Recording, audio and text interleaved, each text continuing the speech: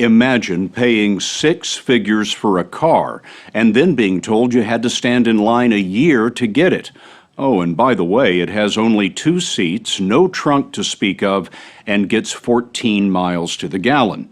You might think a company like that wouldn't last, but Lamborghini of Italy celebrates its 50th anniversary this year, 50 years of creating the world's most exotic supercars, and 50 years of dodging bankruptcy. No, a car company like that wouldn't last. The story will continue in a moment.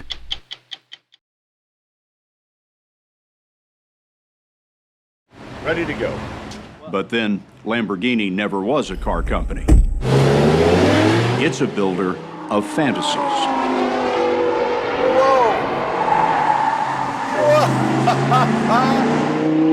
You don't realize how overused the word breathtaking is until something actually takes your breath away.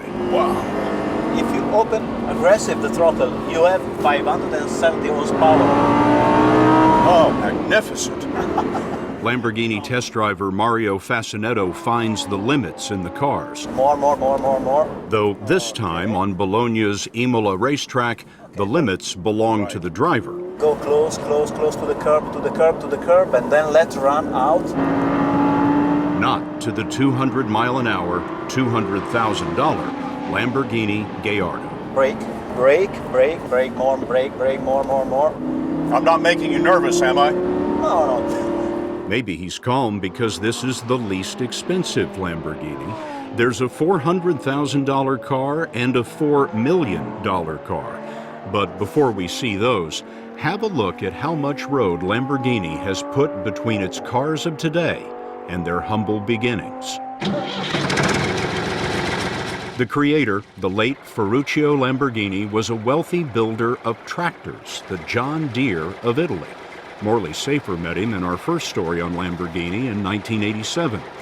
Mr. Lamborghini collected Ferraris, but he found the clutches weak. The story goes he complained to Enzo Ferrari, who said, "Stick to tractors. I'll build the cars." In Italy, insult is the mother of invention. Lamborghini sought to teach Ferrari a lesson with lavish interiors, brawling V12 engines, and style like nothing else. The namesake loves Spain's traditional sport, so each model is named for famous bulls.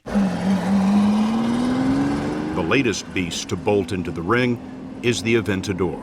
The transmission has 3 settings. It has road, sport, and race. Race, you have to set race. I'm not sure everybody should select race on this car. We didn't race through northern Italy because of traffic and because our jet helicopter with our camera can fly only 170 miles an hour. The Aventador will do 217. 0 to 60 in under 3 seconds. While 700 horsepower propels you forward, the Aventador will set you back between $400,000 and $500,000. Are we still on the right road for Lamborghini? Yeah. Okay. Yeah. Next roundabout on the left. We're coming into the town of Sant'Agata in what Italians call Motor Valley. This is the original factory. Yes, there is just one Lamborghini, the original. The original factory floor is thoroughly modern now. It's spotless, seems to be a point of pride in that. Even the floors are squeaky clean. But it's also an old-fashioned place, where hands know the feel of a bolt properly torqued, and eyes judge each pane perfectly placed. So here we are doing the interior. Rainieri Nicoli is the industrial director. You know what I didn't see on your assembly line that I see on every automotive assembly line? Robots. No way. Clear. No way. No. All the Lamborghini are done by people, Italian people from Sant'Agata. This is our value. No way for robots. Ford builds about 23,000 vehicles a day. Lamborghini builds 11, each purchased a year in advance, each unique. How many colors do you offer? whatever you want. Any color I want? Yeah, basically we try to fulfill all the requests of our customer. I can walk in with my favorite tie. Or with the bag of your wife, yes. Has any woman ever matched the car to her handbag? Yes, it happens. No, really? Yeah, really, it's funny. We see here pink cars or strange color, really. The customer is king. Yes, of course. As we walked the plant with Nicoli, we were struck by a sharp division of labor. Nearly everyone on this assembly line is a man. But if you go over to where the interior is done, nearly everyone is a woman. Yeah. Why is that? I can tell you this. We really need women on the interior because the precision that the women has, unfortunately, we as a man, we don't have. We don't have the precision. Not the precision and the manuality to create a masterpiece like our interior. The car is male on the outside and female on the inside. Let's say like this, yeah, it could be. These don't look like any other car on the road. Something that makes you smile. The guy with the proud father look is Filippo Perini, the chief designer in charge of the look of Lamborghini. When we were driving the Aventador today on the road, there was a truck, and the passenger in the truck turned around to take a picture of the car. They want to take our picture. Why does that happen? Because we are in Italy. People love beautiful cars. Perini runs this shop where designers who love beautiful cars take their inspiration, we're told, from the contours of insects and fighter planes. Do you ever design something and show it to the engineers, and the engineers say, we can't build that? Yeah, it happened always like this. The driver, steering wheel. When we asked Perini for Lamborghini's DNA, he drew a single arc. That is a Lamborghini line. Yes, this is really a Lamborghini line. This is our own way to produce car. This line An uninterrupted line from front to rear. It is very beautiful, and it is completely impractical. Yes. There it is no trunk. No, we have a good trunk in the front. No, all right. Yeah, but if you want your golf clubs, you're going to have another car. No, I think that with a car like this, we don't have time to do to do golf. You won't want to play golf because you'll be driving your car. Yes, yes. One thing that could fit in there are Lamborghini's profits. In the $400,000 car business, any recession slams on the brakes. Mr. Lamborghini and a series of owners have lost fortunes.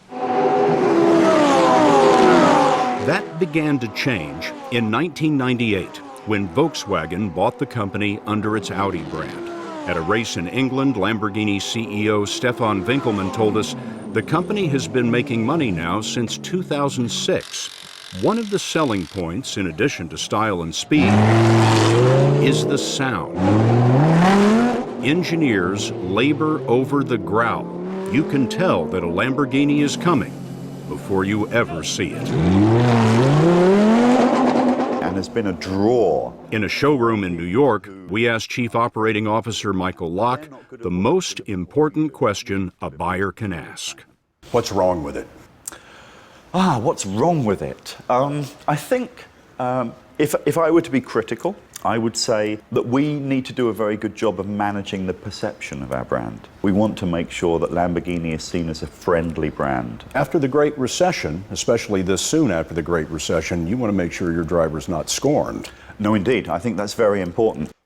Locke told us that even though the company is profitable thanks to German discipline, the car still has to be sold the Italian way. You're trying to seduce people. Indeed. With this car, because that's the only way you can get somebody to write a $400,000 check. Seduction is certainly an important part of that process, yes. They have to be just a little bit irrational about this purchase. They have to be a little romantic, certainly. What's the difference? You'd have to be hopelessly romantic and maybe embarrassingly rich to join Lamborghini's 50th anniversary party last spring. 350 owners shipped their raging bulls from all around the world for a 10-city, 5-day sprint through Italy. It looks like we sped these pictures up, but of course we didn't. An Italian road can really look like this. when the steering is as precise as Leonardo da Vinci and the brakes have the stopping power of Sophia Loren. How do you get all this past the highway patrol? Build them a Lamborghini. Nearly every model from every era filled the piazzas to be blessed, fussed over, photographed, and admired as part of the national heritage. No two alike, each crafted as a matter of taste.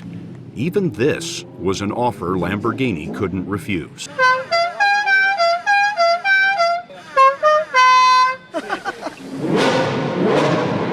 The rally ended with a coming out party for a new car named for a bull that murdered a matador. Lamborghini built only 4 Venenos, 1 for itself and 3 that sold for $4 million each. Who buys that? Very few people. And the most difficult thing to manage in the process of selling those cars was having a palatable story for the 6 or 7 who we couldn't get a car for. You had to tell them why they couldn't buy a $4 million car. I had to explain that we had a very limited production available on these cars. How many of the 3 Veneno buyers bought the car sight unseen? All 3 of them. The golden anniversary party ended with opera and fireworks, as all Italian celebrations must. With 5 decades in the rearview mirror, Lamborghini is still exploring the limits of the science of engineering and the art of irrational romance.